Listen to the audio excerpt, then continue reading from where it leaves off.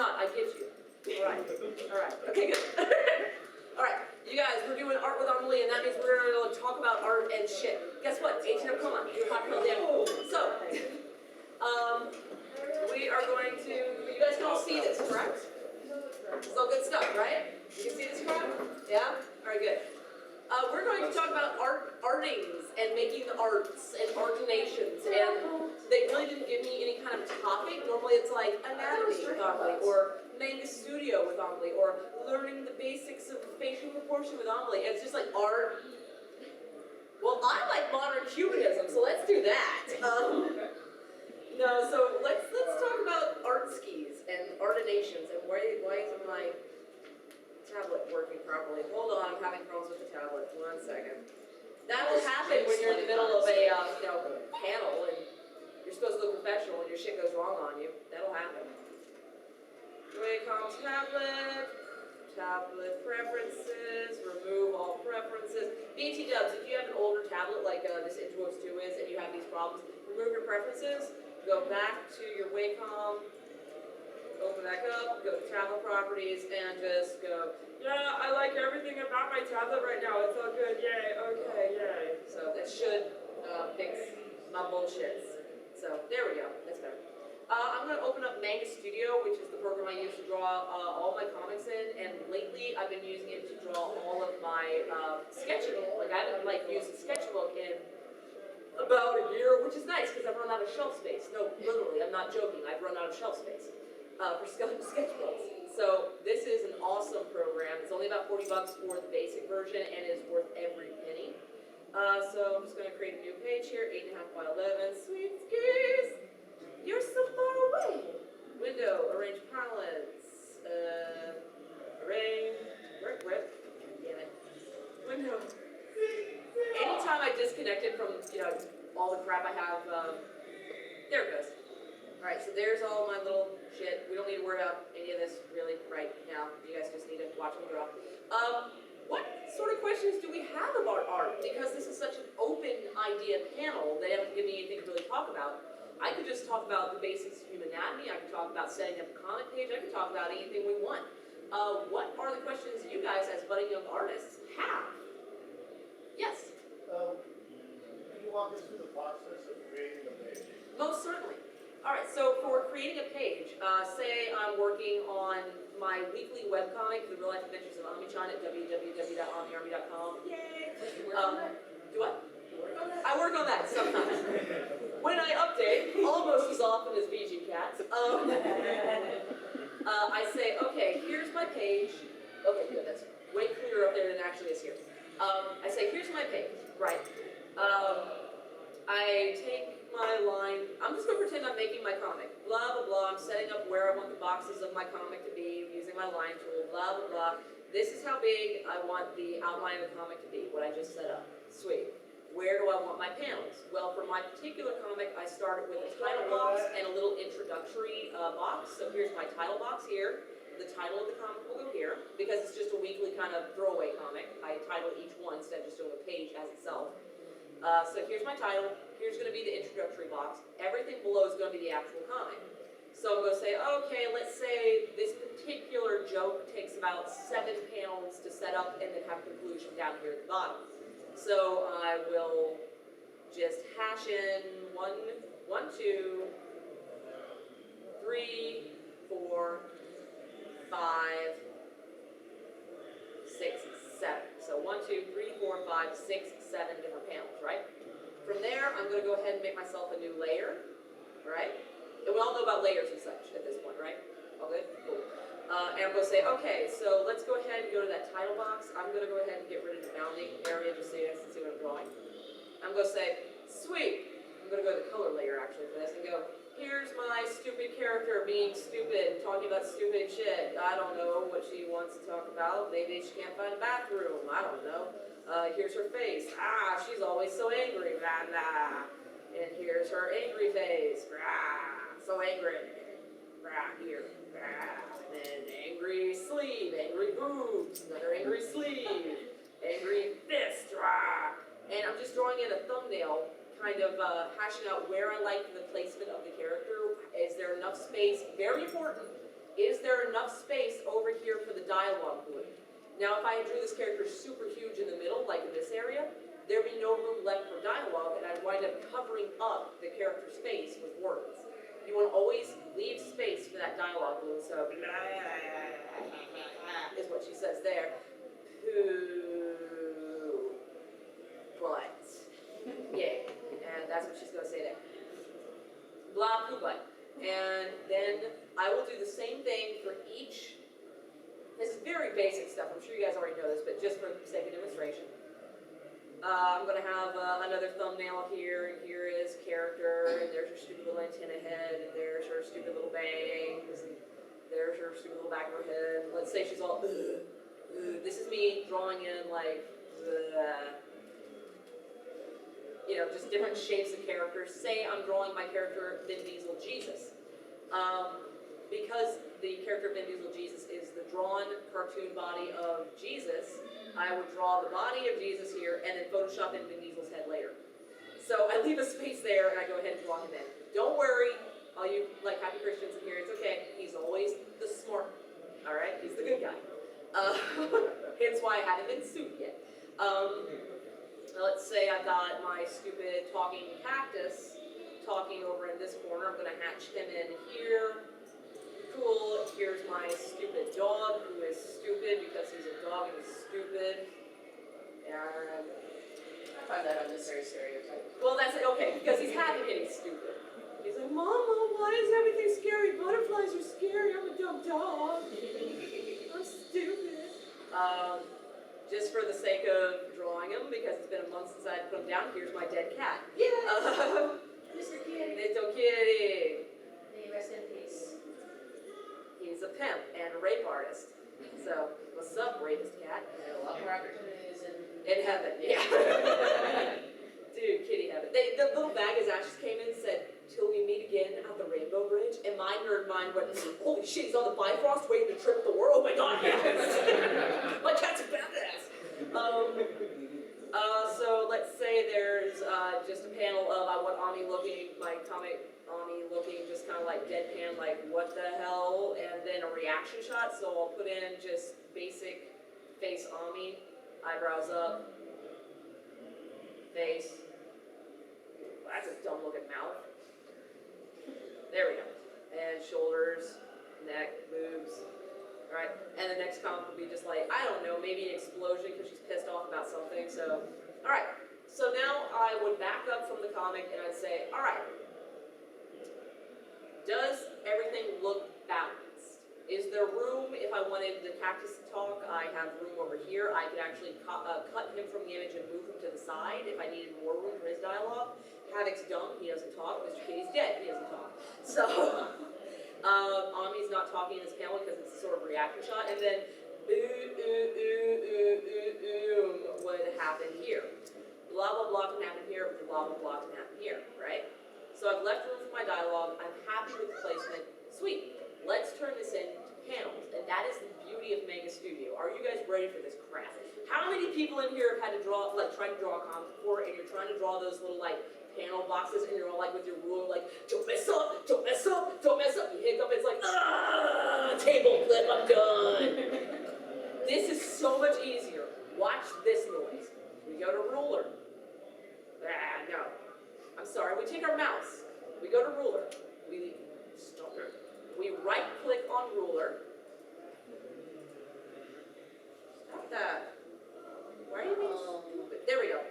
I'm sorry, we left-click on ruler. We go to panel, ruler, layer. All right? You're asking, what could that possibly do? I'll show you. We click that. Look at that shit. You see that blue box that showed up out of nowhere? What the fuck is that? What the fuck is that shit? We go to this tool right here, which is the object selector tool. We pull that up to however far you wanted your comic to be. Now, because I'm working, this comic is never meant for print. It's just a fun comic I do weekly. It does not have to fit within like the bleed quality of a book that's meant to be printed. It doesn't have to have a well. It doesn't have to have any of that. It's just me dicking around. If I did want to print this, these little boxes here on the side and this X here, this and this, I would never put this below where this is. all right? This is where it gets cut if it's gonna go to print. This is actually where it gets cut, but this is the area where you never wanna put anything in there, because if it gets slightly offset or anything, suddenly your dialogue's gone if it was that close. You never wanna go that close to it. So, but because this is a fun throwaway comic, I'm gonna get rid of these so we can keep showing. So I'm gonna go, all right, pull that there, pull the sides out to there, pull the sides out to there. And basically what this is one giant panel. Well, Ami, I hear you say with my mind, that's no good. We have mini panels that need to happen. Aha! We go to this tool, the panel ruler cutter. What does that do? What could a panel cutter possibly do? We have one giant panel we need to cut into many pieces. What could a panel cutter possibly do? This shit, watch this. All right, we drag that across. We line up the way we like it. We let go. Bam. We drag this down. Bam. We drag this across. Bam. We drag this down. Bam. We drag this across. Bam. Bam. Bam. And bam. Check that shit out. Panel, panel, panel, panel, panel, panel, panel, panel, panel. Now here's the point at which you can go back to your object select tool and you can say, I want to make it look really cool and really like eclectic and hard to go and just and have fun with it and go, I want this one to actually be over here and I want this one to pull down that shape there, and you can go nuts with your panel shapes. I don't like to do that too often because then you've got these weird spaces in the background. I always fill my background in black. That's the cheap and cheating way to do it because there is so much cool stuff you can do color-wise with the background, just a gradient of different colors. Like if your character's suddenly underwater, you can use all this space in the background, like say she was underwater and oh my god, it's a scary sequence. I could like do bubbles and shit all in between the panels. It's like, oh my god, even the panels are underwater, so much tension, whoa! Right? Exactly, but once again, cheap and easy. Yeah. So right now, let's say I'm happy with how everything looks. Sweet. Well, I've got all these panels cut out, but what possible good could that be to me in the end? Check this shit out. We go over to panel rule layer again. Right click on it. Suddenly this big menu comes up because we've created this cut panel rule layer. Change layer type. Change layer type. There's a different type of layer that this could be. Let's click that and find out what that could be. Convert panel ruler to generate panel folder? What? Let's find out what that does when we click it. Now, I'm sure that was a little hard to notice, but just then, instead of having 3 layers that I've been working on before, suddenly we have got 9 folders, right? 1, 2, 3, 4, 5, 6, 7, 8, 9. Each one of these panels has been generated a folder, right? So this one is highlighted with the red bounding box around it. That is panel 1. If I open up that folder, there's a layer inside. Oh my god, are you kidding me? I can create layers specifically for panels in just that one particular, what? Let's find out what happens when we go into that layer. Notice that when I opened up this folder, this red nonsense, when I clicked on the layer within that folder shows up. What could that possibly be? What could that red nonsense possibly be? Check this noise out. I'm gonna grab my marker tool and I'm gonna go nuts. I'm gonna pretend like I did bath salts and I chewed off someone's face and I'm out of my damn mind. Drawing all over the place, right? Looks like crap, right? That's terrible, right? I draw outside the lines, right? Check it out. Go to a different panel. What's this? It's all within the panel you created. There are no lines leaving that panel. It is clean line work within the panel you created. Manga Studio set that up. You can use it like that. That is crazy good news for anybody who ever tried to draw a manga by hand with the, it's all like whiteout. You are my best friend. You know what? Sean, I don't need you anymore, whiteout. I have masking. That's what that is. Masking. So let's say I'm gonna go ahead and ink up Angry Ami here. We're going to go to our pen tools to bring up the menu for your pen tool options. Go ahead and just double click any of these. This is my favorite brush. Now there are all kinds of different things you can do to make Studio such a cool program, you guys, like Serial. Just if you're not even making comics, this is an awesome program just for making art. So much of my art is made like line-wise within this program. It's ridiculous. So, let's say I want to go ahead and ink up Ami here. I've got stroke in and stroke out. What that means is, you'll notice, let me make it real big so you can see it. See how it's tapered and thinner here at the ends? That almost brush-like quality, you see that? That is what this stroke in and stroke in is about. I can set it to be as thick or as thin as I want, but if I click it off, do you see how it became blunt at the ends? Now it's just like having a marker. See that? So you can control how thick and thin your lines are. Here's the one thing I want to warn you against before we go any further. This little beauty right here, correction. Correction is your best friend and your worst enemy all at the same time. Let's say I'm going to take correction down to 0, all right? There is no correction going on. What I do with my stylus is what's going to appear on this page. So let's say I'm going to make a quick right angle, right? Just quick. I'm just drawing a quick right angle. Do you see how it's a right angle, but it's not the cleanest thing in the world?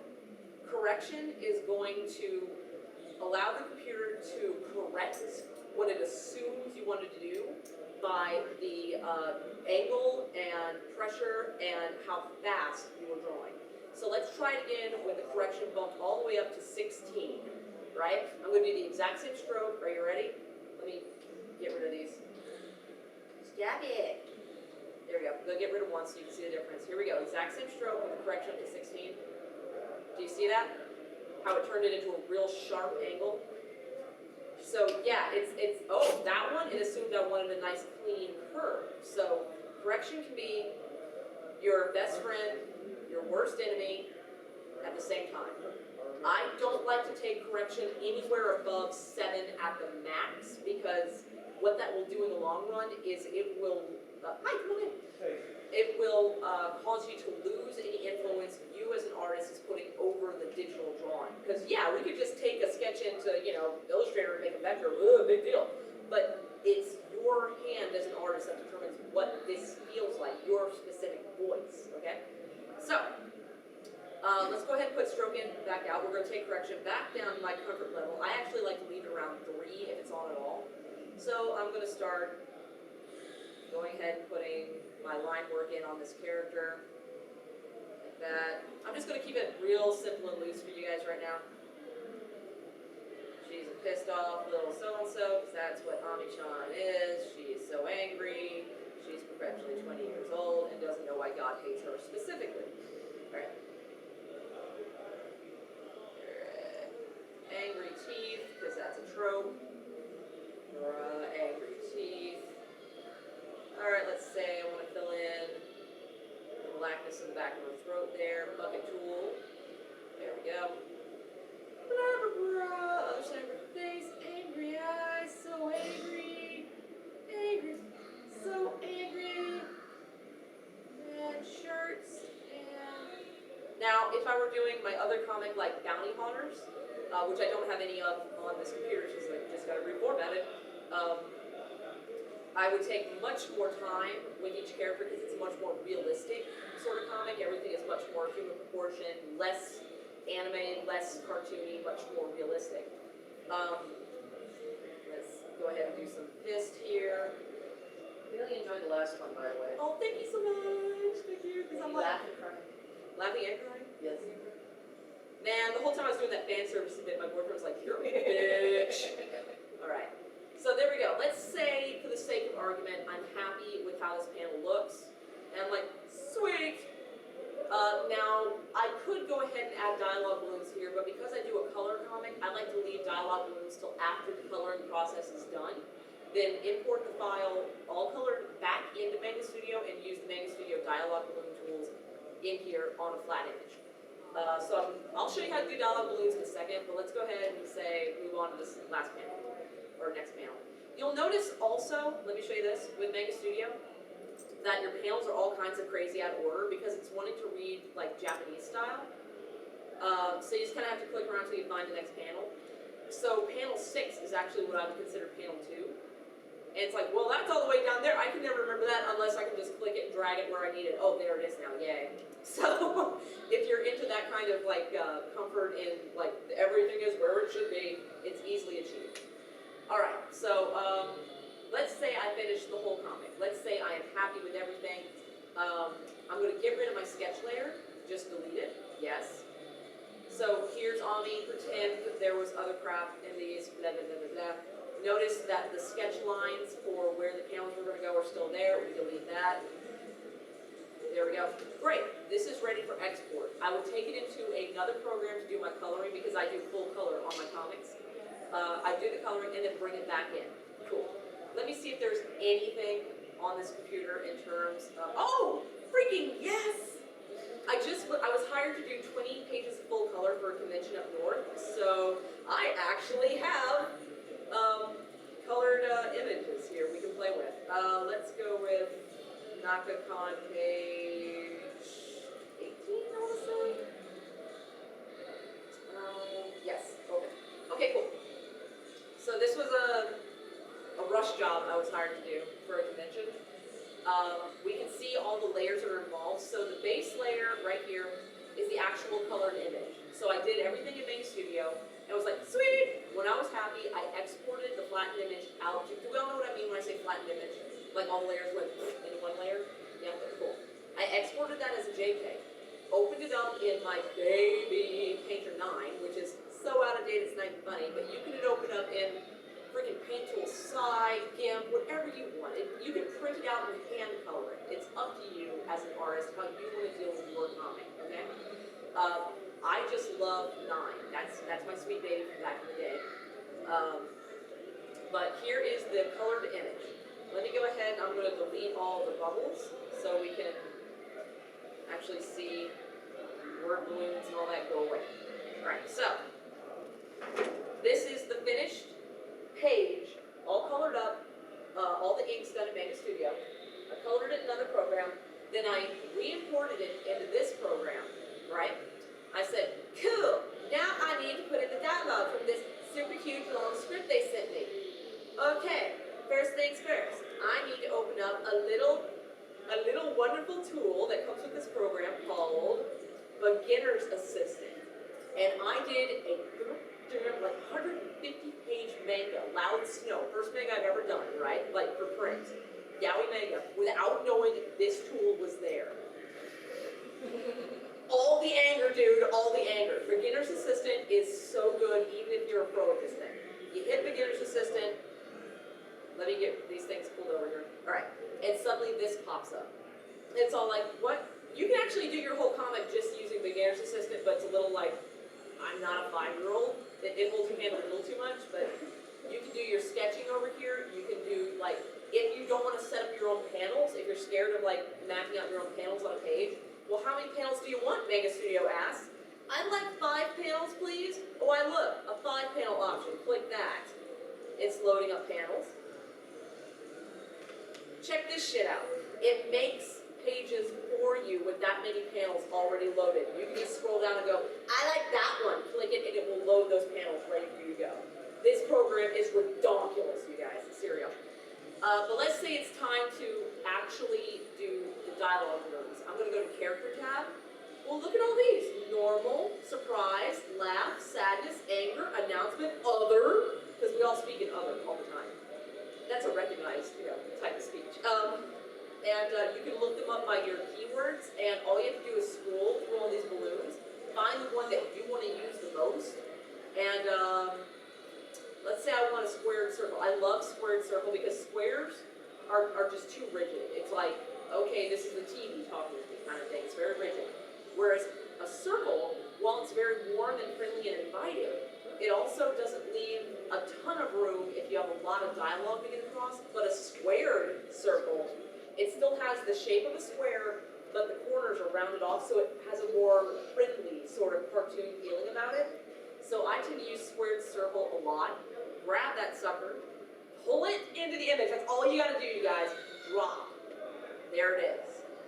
Right, so then you grab your little corners there, you fit it within your image, wherever you want it to go, and let's say this guy's all like, let's move these over so you can see what I'm doing. Let's say this character over here is saying, I don't know, where did that go? Squared circle is the name of that. Until you type into it, that'll name it something differently. We'll double click that. The properties of what you're doing inside that come up. Align is very important because it's set to align left, just like when you're a kid, you align everything left on the side of your page. I always go with align center. That way everything is centered within your speech bubble. So we're going to click align center, size 10 points. I'm going to boost it up to 14. Line spacing, character spacing, that's all about how far away the lines of text are from each other and how far away the actual letters are from each other. So if you have a character like going, duh, you can like space those U's out, the like farther along the word you get, it's like, duh, this kind of fade off into nothing. You can do that. So let's go ahead and put 14-point text, Comic Sans. People give Comic Sans a lot of crap, but you know what? I draw comics. People are like, how would you like Comic Sans in your tombstone? That'd be awesome, thank you. Goddamn Helvetica loving motherfucker. Anyway, alright, so we're gonna line center, 14-point, sweet. So there it is. So let's have this guy going, yay! So, no, I got a better one. Enter. Now keys! Okay. Now, I want to go ahead and play with the line spacing a little because I think they're a little too far away. I'm just going to go down. That looks good. Let's play with the shape of this a bit so it looks good in the page. Sweet. Now you're saying, but Ami, who is saying this? Who is saying now keys? I can't tell. Well, right up here in your property section of the dialogue balloon you're working on is a tab called Dialogue Balloon Settings. Let's open that. Hey, what are these things? Right here. What could that be? Is this a add curved tail feature or a add linear tail feature? It could be. Let's find out. Let's say we wanted to add a curved tail. We just click that, click within our dialogue balloon, and then pull to where we want the end of the tail to be. Pull back out to create that curve, and as soon as you click again, it will create that tail. How cool is that nonsense? If you want to change the shape of the tail, you have the little bars to play with right there. That kind of nonsense. Let's say we don't like this tail. Let's say this tail is no good. We go to linear tail. Say it's too friendly. It's too curvy. Curves always are much more friendly. Lines are all like, scary, that thing's happening. Wow. So if this is a scary dude talking, we're going to use a linear tool. We're going to go within here. We're going to point to where his mouth is. We're going to let go. And there we go, a straight linear tail. We'll say, okay. And we're done. Let's go to an anger balloon. Let's say this dude is all like, what the hell's going on here?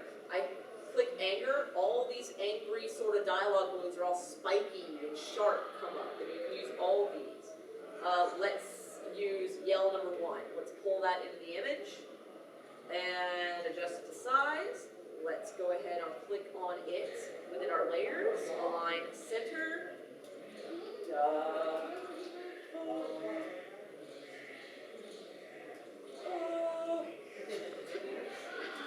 Right. Sweet.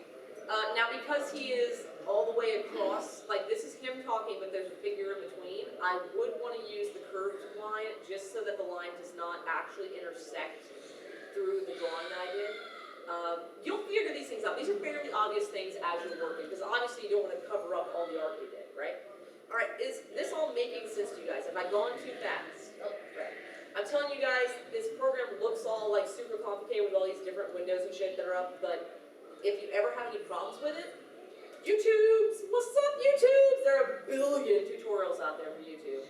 And just because I do something a certain way does not mean it is the only way to do it. This program is so forgiving. You can do so much with it in so many different ways. All right, that was a good question. We got 30 whole minutes out of that. We got another 30 minutes. Who has another question about art? Yes, sir. The last panel I was discussing how I'm a perfectionist when it comes to measurements. Like if one eye is like a millimeter off, like I'll just like tear up the thing and just get so pissed off. Is there a tool where it'll help align eyes? A tool, no. A feature, yes. Let me show you a little trick. Now, here's a trick if you're drawing by hand. If you're drawing a face straight on, just a full frontal view of the face, this is a very simple trick. If you're drawing a 3/4 view or a profile, you wouldn't see the other eye, so it's easy. But a 3/4 view where the eye is just visible on this side, that is something you as a budding artist are going to have to learn. The best advice I can give to you for learning to draw humans is to draw nothing but humans. And when I say that, I mean don't draw anime, don't draw comic book characters, don't draw video game characters. Draw real people around you, your mom, your dad, your brother, your friend, your dog, your cat. You know, it doesn't just have to be humans, but study your anatomy. Because when you can understand these objects, not just as this is a line and this is a line, but as this is a three-dimensional item inside my own head and this is how it looks. When it is three-dimensional within your own head, it's nothing to draw. And the only way you get there is by putting that information in your head. And the only way to put that information in your head is to draw from light. So that is my number one piece of advice, is draw from light. But if we want to go ahead and cheat and draw a full frontal face and the eyes have to be level, check this out. Stop it. New page. I never use the hotkeys for new page and stuff like that. I just never bothered to learn. I kind of actually enjoy the process of opening a new page. Sweet. So there's our new page. Let's say I'm drawing. Go away, beginner's assistant. I'm not a beginner anymore. I don't need your assist. So I'm going to sketch out in blue just a quick face. Let's zoom out a bit. So let's draw a line down the center because your face is, of course, symmetrical.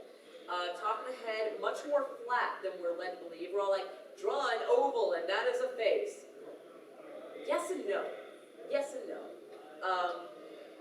I highly recommend learning to draw the skull because once you learn the bones of the human body, you learn how the muscles attach to them. Once you know where the muscles are, you learn how the skin lays on top of the muscles.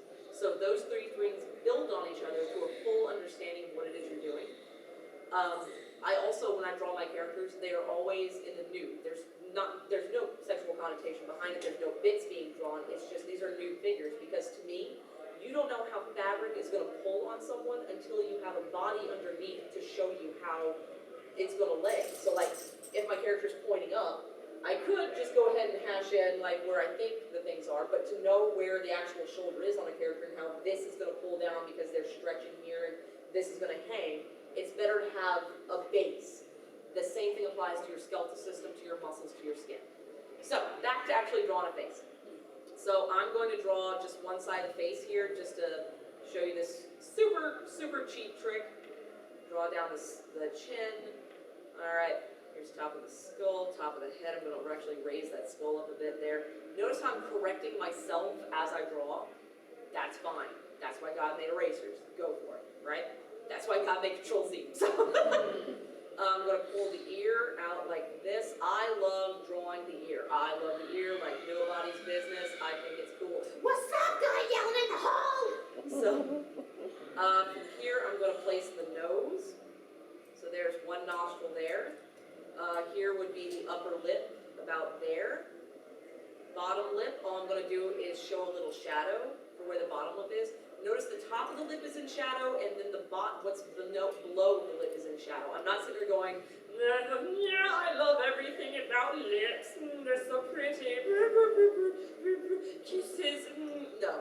Just where shadow lies is what defines the human face. So the top of the lip, because on the side of the face, like say this is the lip, and there's the chin. Well, there's the chin. Light is above you 99.9% of the time. So that means that this will be in light, but this will be in shadow. This will be in light, but this will be in shadow. See? So that means this is shadow and this is shadow, but it gives the impression of lips. Does that make sense, you guys? Yep. Sweet. Now, let's go ahead and do the brow, the eyebrow. It's going to come up and then down. This is because it curves around the side of your orbital socket right here. And we'll go back down. Because like you've got this hole in your head that's square shaped. It's much bigger than that actually. And within that is a golf ball sized gelatinous orb, right? And it's got these muscles, right, that allow light in, right, to this little port. It's so creepy! But you've got skin covering it, and that skin must fold around the shape of that round object underneath, which is where pretty much all human cultures at the very beginning of their learning to draw and record have drawn this lemon-shaped eye. The eye of Horus, you see it on Aztec sculptures, you see it all over the world, you see it in illuminated manuscripts. And you see kindergartners drawing the same eye, this lemon-shaped eyeball, because it's such a basic shape, and we all look for eyes. Whenever you look at a painting, you look for the eyes, right? We all say, oh my God, the eyes are the window of the soul. But when you actually know what they are, the golf ball sized gelatinous orbs in the head with 2 folds of skin over it, takes all the romance out of it, but it tells you how to draw it because you de-romanticized it.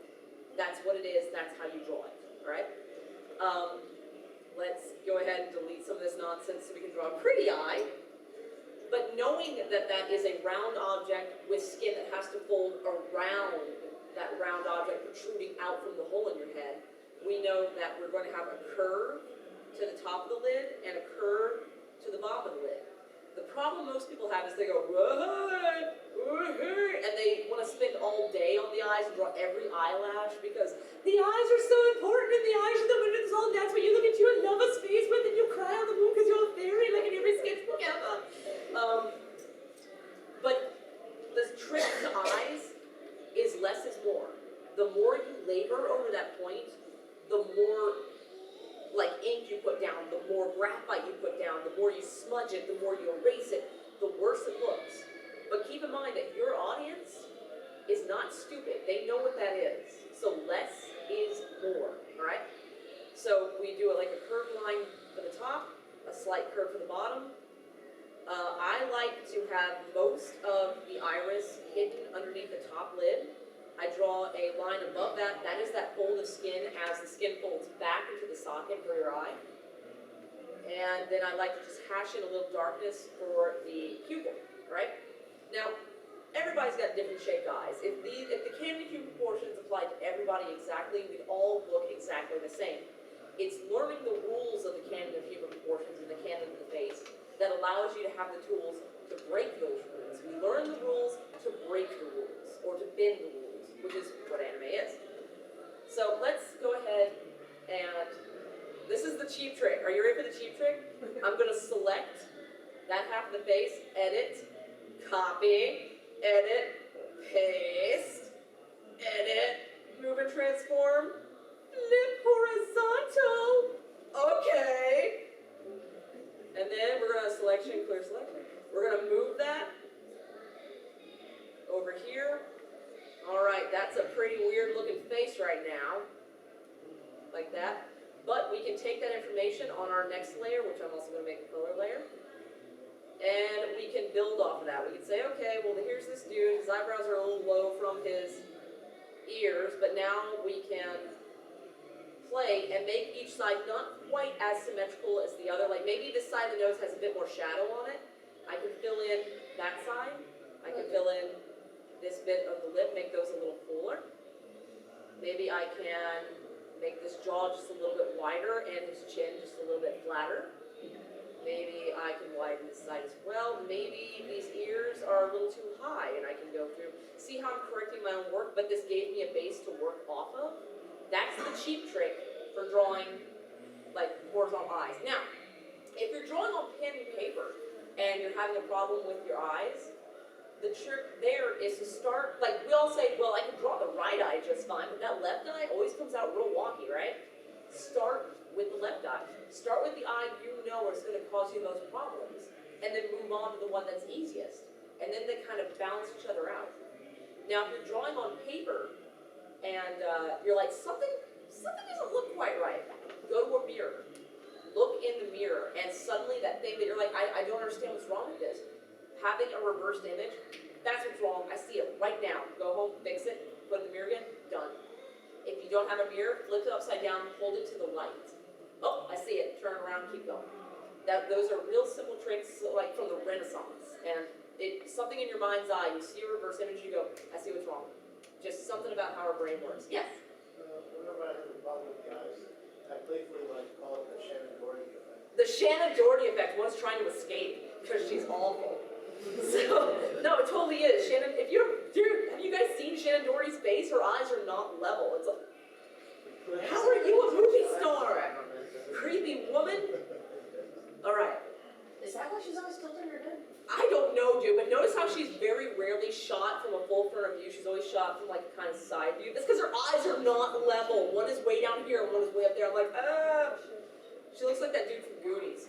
All right, that was a good question. Good question, sir. Anybody else? Yes, Jackie. Difference between proportions on drawing a female figure versus a male. Jesus, we know that 45 minutes for that, but we got 15. Let's go ahead and discuss drawing proportions on male versus female. New page. I mean, I know the obvious ones, but. Titties. Yeah. Well, I was thinking the other one. Peter. Boys have a penis and girls have a vagina. All right, say we're drawing a male figure. There are certain things about a male figure which make it very obviously a male figure. First and foremost, I'm going to go ahead and just hack in the shape of a face here so we can see what we're talking about. For males, I like to keep my jaws relatively wide and my chins relatively square. Females, I'm not going to be able to draw them all on the same page right now, but females have much softer faces. They can have a much more pointy chin. But really just soften those cheeks on a female. Now for males, the necks are going to be very thick. They want to be as thick or just slightly thinner than the width of the jaw.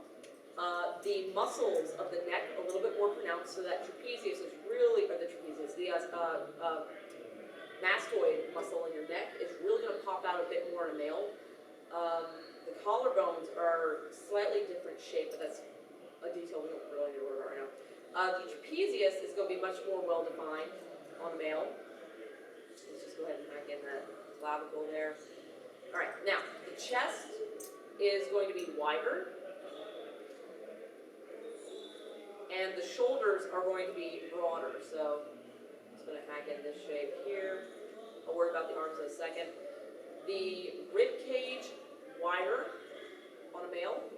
Down to the hips, the head should be a bit bigger for this. Notice how I'm correcting my own work. It's perfectly fine to do that, and if you don't, you should probably take a second look.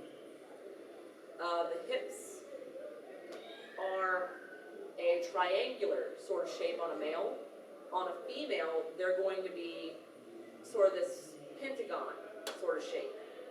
Much wider. Instead of just zooming in, like a male's hips do, females go out. Can you see, like, let me just hack in a female body here, which is real small next to him so you can see the difference. And they're going to be as wide, if not a little wider, than her shoulders. So if I drew a line down here from like, here's her shoulders, and here's her little arms, there's her little hands, yeah, there's her little neck, there's your boobs. Because we're at an oh my god, you guys, we're at 18 UpCon. Boobs! Stretch marks. So here's your belly button. This would be her vagina. But notice how her shoulders, if this is her shoulder, her hips are as wide, if not just slightly wider than her shoulders, whereas here's his shoulders, and these are actually smaller. They go in from the shoulder, right? This is because there has to pass a freaking watermelon of a baby through that shit. There is a reason for that. So wider hips on a female, and narrower hips on a male. All right, those are the most obvious. As far as also for males, their shoulder muscles should be just a little bit more pronounced, the deltoids right here. Whereas females, you can get away with just a nice, gentle slope off the side there. They do have trapezius, but you don't want to like, okay, let's start here. If this is our female, and this is her neck, and here's her clavicle, and here's her pretty little shoulder muscle, and she's all cute, and she's nice. We don't want to go, burn, these are trapezius, raw. She'll tear her head off. No. You just want to have a gentle sort of slope down to that shoulder. So guys have a convex slope, girls have a concave slope, all right? Unless you're like me and you got linebacker shoulders. So, thanks, genetics. They should hold a purse on your shoulders. Right. I can do that. Now we got 10 minutes left, and because this is an 18 UpCon, I would very much like to talk about boobs and how to draw them correctly, because I'm so tired of seeing bad boobs, and there are so many of them.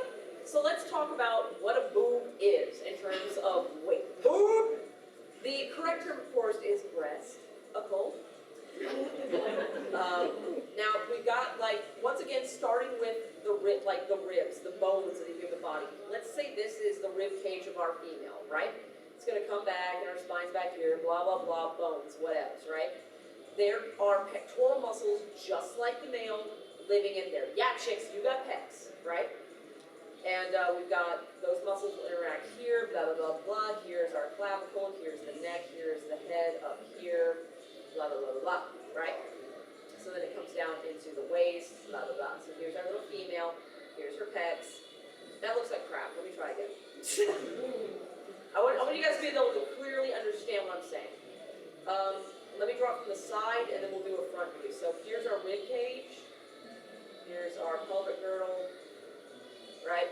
So then our shoulder would be like here, so arm like this, and then butt, and then legs. So she would have a pectoral muscle here, face.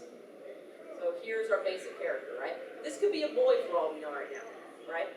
Let's draw the same thing from the front view. So here, Trinity, girl. Yeah, girl. Yeah, you tell them. Don't you take your shit off nobody 18 up, girl. You kiss that. Well, technically she's under age 26. Trinity! Hide your virgin ears! Alright, so here is, let's say, our pecs on our rib cage here. Here is an arm here. We're going to come out to our hips here. Here's our belly button. And here's another arm here. Blah, blah, blah. Do we get the idea? This is the chest. Do I have to finish drawing this thing? Yes. Okay, good. Alright, so here we have what could be a boy, except for the fact that it has very wide hips. But there's no boobs. I want you guys to really understand what a boob is. This is going to sound dumb. Think about a water balloon. I'm not kidding. Think about a water balloon. If you were to hold this, it is a container that holds mass that is subject to gravity, right? If you were to hold it by 2 points, like this, it would be stretched taut down the sides and the top, and then rounded at the bottom because it's liquid, right? It's still being pulled up by gravity. So, to illustrate this point, hey. To illustrate this point, let's say that this is our water balloon, right? And it's got 2 connecting points here. Hey, thank you so much. Word is good. Thank you. So this is a 3-dimensional shape, right? Now let's take that water balloon being held like this and put it against a flat surface, right? But it's still being pulled down by gravity. Let me go ahead and illustrate that here. Well, that means that it's going to come out. Gravity is still pulling against it, but it's got a rounded bottom, but it's laying against this flat surface, right? So it's rounded at the bottom with much more tension on top from where gravity is pulling. As seen from the front, I like to imagine that the water balloon attaches here and here, here, here. So that means that we've got straight force of gravity pulling down, we have got a rounded bottom, and then a reconnect through here. Straight down, a rounded bottom, and a reconnect back through here. Do we see that?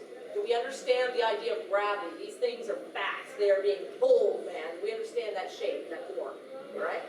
Cool. Now, as far as meters go, because we can talk about that anytime, Tom, let's do that. You don't ever want to have this situation going on. That's just not a good look, dude. That's just walleye. You also want to try to keep them symmetrical, because having the little bitty guy over here and the big thing over there, that's not a good look either. Although, actually, if we had one right here and one right here, and then we went, that's kind of good. You want to keep them a slightly even size. And also, you guys, we're not 5-year-olds anymore. We're not passing notes in kindergarten. You don't have to go, boopy. The areola is best defined by like one shape on one side and then a few dots on the other. This goes for males as well, gentlemen. A little bit on one side, a few dots on the other, and just the highlight of a shadow for the actual peak of the nipple itself to make sure they're symmetrical no matter what kind of shape you're throwing your character into. I like to throw a plumb line across, like, okay, so that means they're both going to be about there, sweet, and that's how you draw it. But you don't want to go, I got because that's just weird. All right, we've got like 5 minutes left in this thing. Anybody have any last minute quick questions? No? Yes? What do you use that color? Do I what? What do you use that color? I use God's paint program. It's called Corel Painter 9. Chrome Painter 12 is actually out right now, but I found it is the buggiest goddamn program I've ever worked with. Don't bitch motherfucker. But actually, Photoshop has just released CS2 as a free situation. I just got to play with Paint Tool Side for the first time. Dude, that stuff's legit. It's great fun. You can do everything you can do there. The reason why I like Painter is because it is specifically designed for artists, whereas Photoshop was designed for photographers, and artists figured out how to use it for art. Whereas Painter was set out to be designed to replicate everything you do in an artistic environment within a computer environment, which means I can control how wet the paper is. If I'm doing a watercolor, I can throw salt on it. I can say how long I have it dry on it. I can paint impasto and have it be a three-dimensional image. It's a really wonderful program, and that's the reason I'm still running Vista on this baby, because all the ones after that don't run on Vista. Windows 7.